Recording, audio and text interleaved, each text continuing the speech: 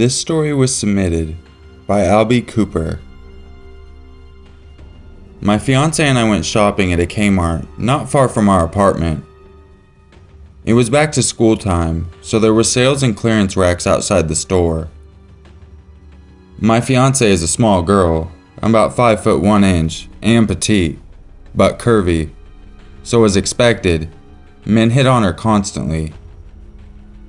As she was browsing, I walked a ways away to look at all the men's stuff, being I'm 5 foot 8 and not into girly things. I happened to glance over the rack I was at to see a large bald man in probably his mid-30s walking up.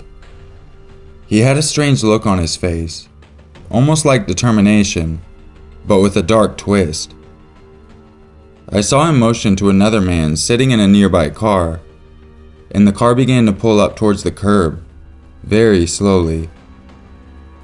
I'm already a very paranoid individual, suffering from anxiety and PTSD, so I automatically began to pay close attention.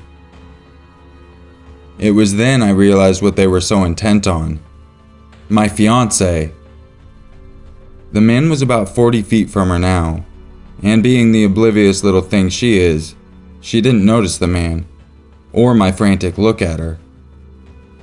He was closing in fast, so I moved quickly and made myself known, standing next to her and puffing myself up.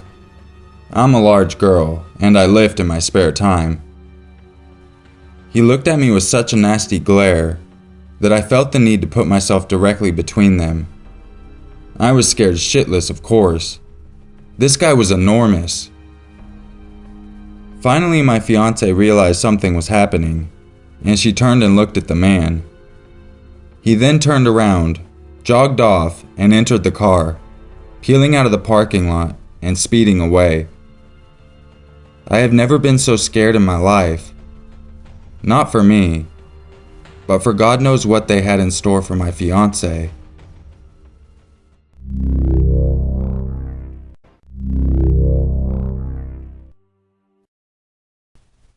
I grew up in a good-sized farmhouse, located in a rural town.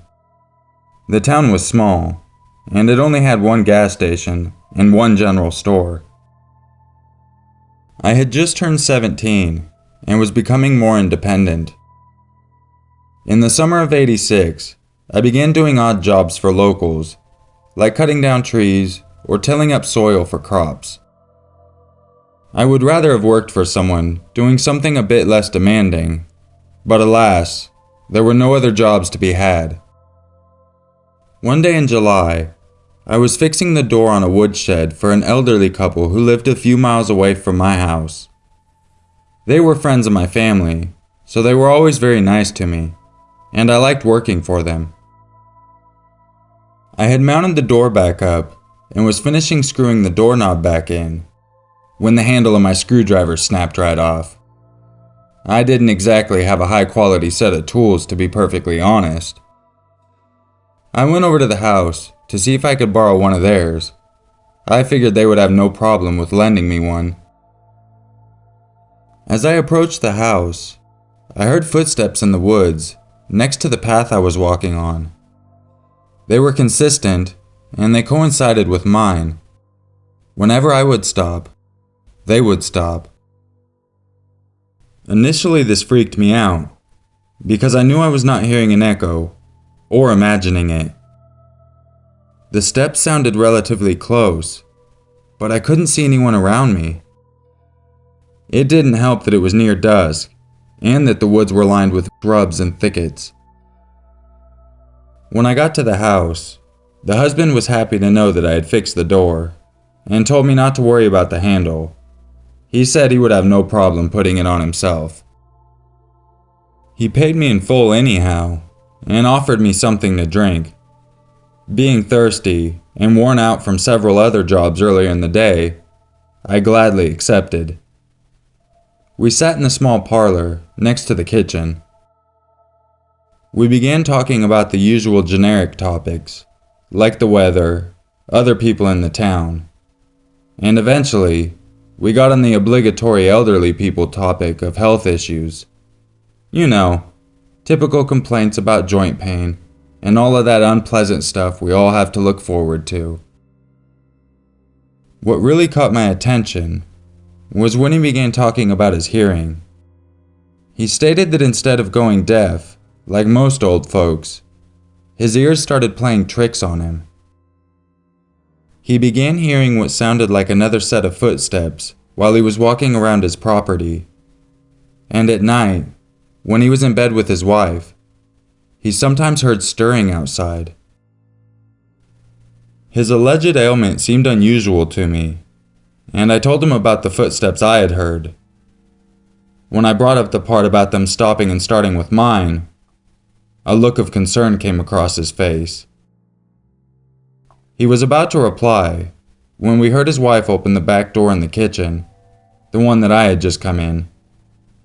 She called his name and told him to get in as it was getting dark.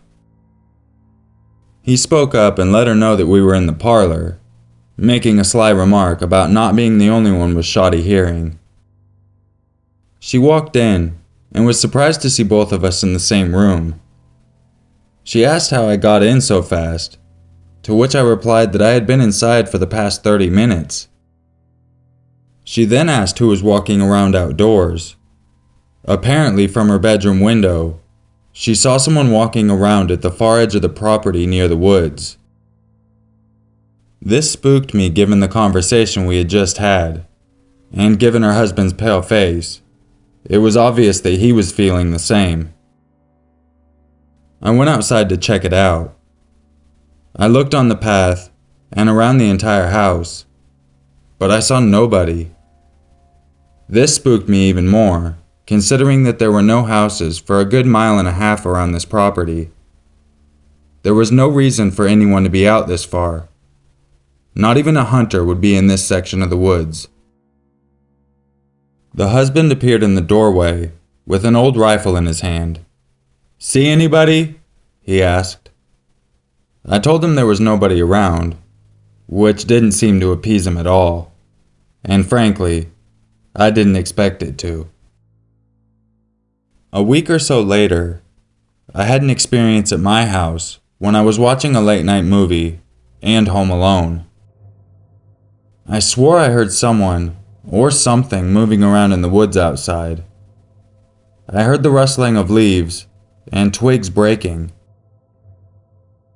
I heard these sounds 3 different times during the course of the night, but I didn't go check it out until the 3rd time, since there were deer and all sorts of other wildlife living around. Seeing nothing upon a quick walk around the property with a flashlight, I passed it off as an animal or even just a breeze. A couple of weeks went by, and I still had the encounters at the back of my mind, but I was not concerned or apprehensive anymore. Until one night, when again, I found myself home alone. While playing around with a deck of cards, the power at my house went out. This wasn't really uncommon in that area, so I lit an oil lamp and picked up the phone. The operator picked up, so I knew at least the phone lines weren't dead. I asked if she knew anything about the outage, and she said that the lights were out at the telephone office too. Realizing this was widespread, I decided to check on my grandparents, who lived about 15 minutes away. I knew they'd be fumbling around in the dark, and I didn't want them to trip and fall. I got in my rickety pickup truck and began driving. When I arrived, I parked at the end of their long driveway, as it was difficult to turn around near the house, especially in the dark. I got out and began making my way up the driveway. Halfway up, I became concerned as I heard the footsteps again. But this time, they were brisk, as if someone were trying to dart around obstacles while following me. I shined my flashlight all around me, but as expected, I saw no one, and nothing unusual. I swallowed my fear and began walking again at a brisk pace. This time, the footsteps were almost running beside me.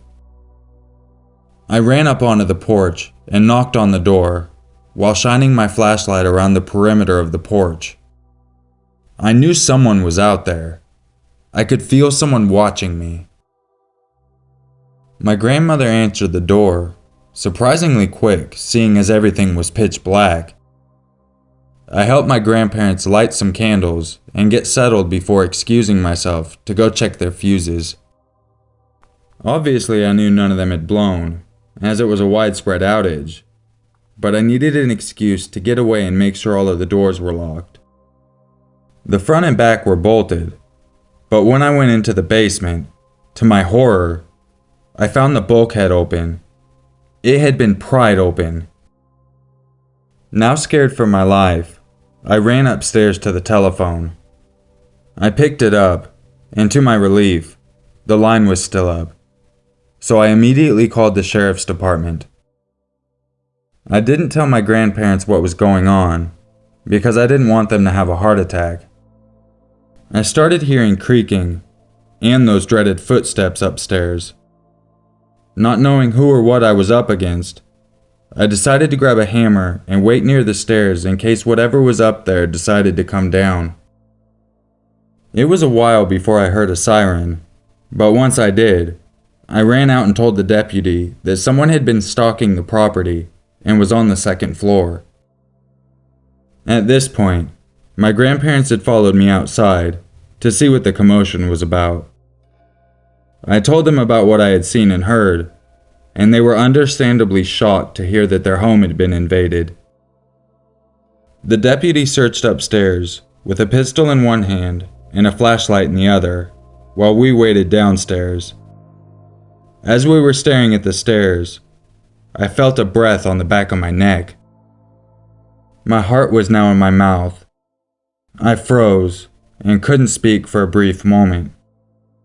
I mustered up the courage to turn around, and there he was. The man I saw behind me was the textbook definition of a lunatic night prowler. This guy had a tattered suit that was torn to shreds, long greasy hair, and dirt covering his wrinkled face. The worst part, though, was his horrific smile and piercing eyes. Hollywood is yet to come up with a more perfect horror movie icon. Without thinking, I decked him in the face harder than I ever thought I could possibly punch, and he went right down. Even being knocked out, a trace of a smile still remained on his face. My grandmother screamed, and I know my grandfather was traumatized. Even though the man was arrested, from that day on, my grandfather was never comfortable in his own house. He lived with that for 12 years before he passed away. The night prowler didn't even do anything to us. He didn't steal anything. He didn't vandalize anything or cause any major property damage. And there was no violence. He just stared at us. Somehow, however, I think he was more terrifying than any serial killer you could ever put your finger on. And nothing else I've experienced has even remotely lived up to the horror that I felt that night.